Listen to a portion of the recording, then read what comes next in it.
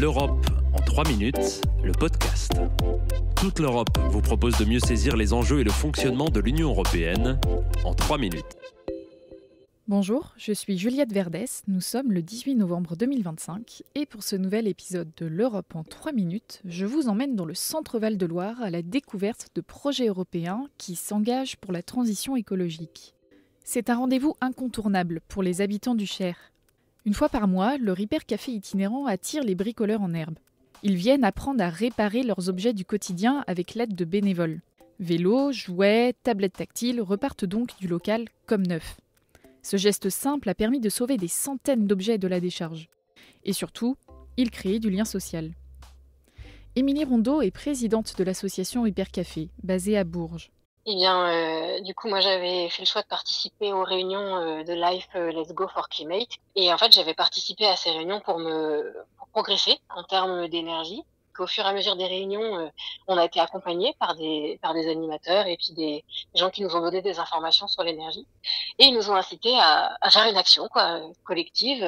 L'idée du Ripper Café a émergé durant les ateliers citoyens qui étaient organisés dans le cadre du programme européen Life Let's Go for Climate. Ce programme est porté par la région Centre-Val de Loire et soutenu par l'Union européenne. Il propose des rendez-vous et des temps forts tout au long de l'année. Depuis 2021, une centaine de personnes ont donc participé à des ateliers de sensibilisation qui étaient suivis de rencontres pour imaginer ensemble des projets d'énergie citoyenne. L'idée est simple. Il faut permettre aux habitants de la région de devenir acteurs et actrices de la transition écologique. On avait pas mal de questions, évidemment. On n'avait pas une grande expérience dans le montage associatif. Et dans le cadre de ce programme, il y a eu des webinaires et des personnes qui étaient à notre disposition. Et après, on a aussi un accompagnement juridique de la part de à l'époque l'agglomération, qui nous a aidés aussi sur nos statuts et on va dire la partie administrative de la création de l'asso qu'on a créé du coup le 6 mars 2023. Comme le Ripper Café, d'autres associations ont bénéficié de ce coup de pouce de l'Europe. Direction la Touraine avec le projet d'énergie citoyenne Acte Vert. Depuis 2 ans, cette association accompagne les collectivités et les entreprises du centre Val-de-Loire dans leur transition vers l'énergie solaire. Malheureusement, le tout premier projet de l'association n'a pas pu aboutir. En effet, la hausse du tarif de rachat de l'électricité a fragilisé le modèle économique qui était proposé à une coopérative agricole. Mais Acte Vert ne se décourage pas et l'association proposera bientôt des formations aux particuliers pour qu'ils installent leurs propres panneaux photovoltaïques chez eux. Eliane Andena, coprésidente d'Acte Vert, retire du positif de cette expérience. Alors pour moi, le programme LIFE, il a permis de fédérer des personnes, d'enrichir la réflexion et de développer l'intelligence collective.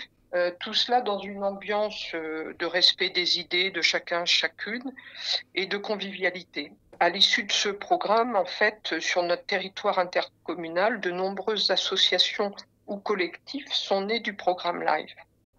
Le programme LIFE est un pilier de la transition énergétique au niveau local. Il ne finance pas de projets de recherche ou d'infrastructures.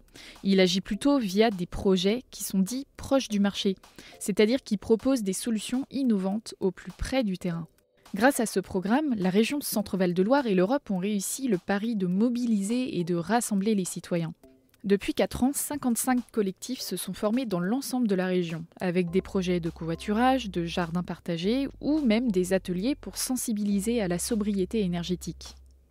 C'est donc la preuve qu'avec un peu d'énergie collective, la transition écologique peut vraiment partir du terrain et contribuer aux objectifs européens du Pacte Vert. Retrouvez l'Europe en 3 minutes, le podcast, sur www.touteleurope.eu et sur votre plateforme d'écoute préférée. L'Europe en 3 minutes, le podcast.